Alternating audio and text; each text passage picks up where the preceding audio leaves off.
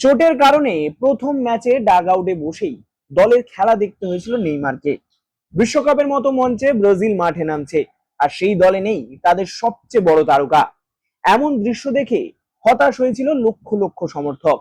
মরক্কোর বিরুদ্ধে ব্রাজিলের ম্যাচ ঘিরে উত্তেজনার পারদ ছিল তুঙ্গে, কিন্তু মাঠে নামতে পারেননি নেইমার। দলের জার্সি গায়ে থাকলেও তার ভূমিকা সীমাবদ্ধ ছিল সাইড লাইনে বসে সতীর্থদের উৎসাহ দেওয়ার মধ্যেই। মরক্কোর বিরুদ্ধে ব্রাজিল ড্র করায় সমর্থকদের একাংশের আশা ছিল পরবর্তী ম্যাচেই হয়তো ফিরবেন নেইমার। সামাজিক মাধ্যমে শুরু হয়েছিল জল্পনা।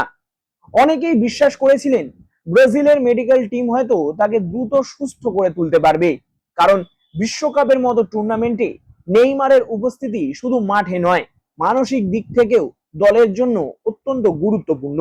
কিন্তু সেই আশার ওপর জল ঢেলে দিয়েছে সাম্প্রতিক মেডিকেল রিপোর্ট। পায়ের পেশিতে পাওয়া চোট নিয়ে নতুন করে একাধিক পরীক্ষা করা হয়েছে নেইমারের, আর সেই পরীক্ষার ফলাফল ব্রাজিল শিবিরকে আরো সতর্ক করে তুলেছে। ব্রিটিশ সংবাদ মাধ্যম দ্য ইন্ডিপেন্ডেন্টের রিপোর্ট অনুযায়ী বিশ্বকাপের গ্রুপ পর্বে নেইমারের খেলার সম্ভাবনা এখন অত্যন্ত কম।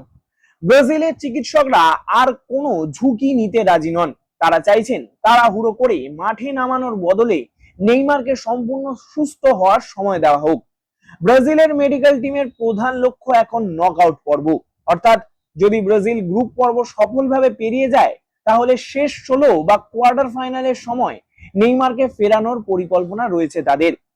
এমন সিদ্ধান্তের পেছনে রয়েছে অতীতের অভিজ্ঞতা। নিজের দীর্ঘ ক্যারিয়ারে একাধিকবার চোটের সমস্যায় ভুগেছেন নেইমার। অনেক সময় দ্রুত ফেরার চেষ্টা করতে গিয়ে সেই চোট আরো গুরুতর আকার নিয়েছে। ফলে এবার কোনো ঝুঁকি নিতে নারাজ ব্রাজিল শিবির। নেইমারের গুরুত্ব নিয়ে নতুন করে কিছু বলার অপেক্ষা রাখে না। গত এক দশকেরও বেশি সময় ধরে ব্রাজিল আক্রমণের প্রধান মুখ তিনি। গোল করা, গোল করানো, ম্যাচের গতিপথ বদলে দেওয়া, সব ক্ষেত্রেই তার ভূমিকা অসাধারণ।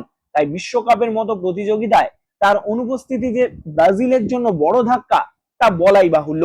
তবে ব্রাজিলের কোচিং স্টাফ আশাবাদী। তাদের বিশ্বাস বর্তমান দলে এমন অনেক ফুটবলার রয়েছেন যারা সাময়িকভাবে নেইমারের শূন্যতা পূরণ করতে পারেন। তবুও বাস্তবতা হলো নেইমার একাই এমন একজন ফুটবলার যিনি এক মুহূর্তে ম্যাচের রং বদলে দিতে পারেন। সমর্থকদের মধ্যেও মিশ্র প্রতিক্রিয়া দেখা যাচ্ছে। একদল চাইছেন দ্রুত মাঠে ফিরুন নেইমার, অন্যদিকে অনেকেই মনে করছেন নকআউট পর্বের জন্য তাকে পুরোপুরি সুস্থ রাখা অনেক বেশি গুরুত্বপূর্ণ, কারণ বিশ্বকাপের আসল লড়াই শুরু হয় গ্রুপ পর্বের পরে। বিশ্বকাপে ব্রাজিলের লক্ষ্য একটাই, ষষ্ঠবারের মতো ট্রফি জেতা, আর সেই স্বপ্ন পূরণ করতে গেলে কোনো না কোনো সময় নেইমারের প্রয়োজন হবেই। তাই এখন ব্রাজিল শিবিরের প্রতিটি সিদ্ধান্ত নেওয়া হচ্ছে দীর্ঘমেয়াদী পরিকল্পনা মাথায় রেখে। এই মুহূর্তে নেইমার নিয়মিত রিহ্যাব প্রক্রিয়ার মধ্যে রয়েছে। চিকিৎসকদের তত্ত্বাবধানে চলছে ফিটনেস ট্রেনিং, থেরাপি এবং বিশেষ অনুশীলন। প্রতিদিন তার শারীরিক অবস্থার উপর নজর রাখা হচ্ছে।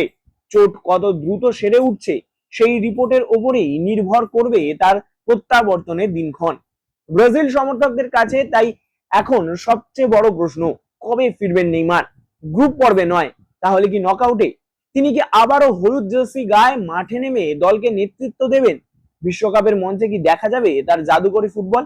এই প্রশ্নগুলোর উত্তর এখনো ভবিষ্যতের হাতে। তবে একটা বিষয় স্পষ্ট, ব্রাজিল তাকে ছাড়া এগিয়ে যাওয়ার প্রস্তুতি নিলেও নেইমারকে ছাড়া বিশ্বকাপের গল্প যেন কিছুটা অসম্পূর্ণই থেকে যায়। এখন অপেক্ষা শুধু সময়ের, অপেক্ষা সেই মুহূর্তের যখন চোট কাটিয়ে আবার মাঠে ফিরবেন ব্রাজিলের নাম্বার 10। আর হয়তো নকআউটের কোনো গুরুত্বপূর্ণ রাতে তার পায়ের জাদুতেই নতুন করে স্বপ্ন দেখতে শুরু করবে গোটা ব্রাজিল।